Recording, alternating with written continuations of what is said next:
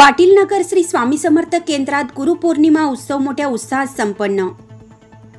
श्री स्वामी समर्थ आध्यात्मिक विकास व बालसंस्कार केंद्र पाटील नगर येथे दरवर्षीप्रमाणे गुरुपौर्णिमा उत्सव मोठ्या उत्साहात संपन्न झाला।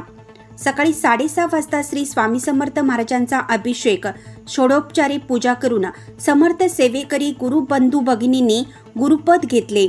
तसेच सकाळी 8 वाजता भोपाळी आरती संपन्न झाली। 10:30 वाजता महानैवेद्य आरती, श्री स्वामी समर्थ सारामृत व श्री दुर्गा सप्तशक्ती ग्रंथाचे वाचन करण्यात आले। एकूण 151 सेवेकरी बंधू भगिनींनी या सेवेत सहभाग घेतला होता। सायंकाळी 6:30 वाजता नैवेद्य आरती संपन्न होऊन उपस्थित सर्व सेवेकरी बंधू भगिनींना प्रसादाचं वाटप करण्यात आलं। विवाह संस्कार विभागाअंतर्गत मोफत विवाह नोंदणी तसेच श्री जनकल्याण योजना व श्री स्वामी समर्थ सेवा मासिक अंक सभासद नाव नोंदणी करण्यात आली।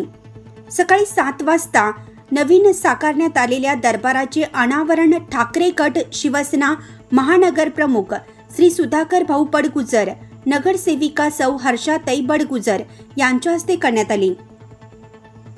महानगर प्रमुख सुधाकर भाऊ बडगुजर यांनी यावेळी पाटील नगर श्री स्वामी समर्थ केंद्रात होत असलेले विविध उपक्रम व गुरुकुल पीठाचे पीठाधीश परमपूज्य गुरुमाऊली अण्णासाहेब मोरे यांच्या कार्याचा गौरव करून उपस्थित सेवेकरी बंधू भगिनींना सेवा मार्गाविषयी माहिती दिली।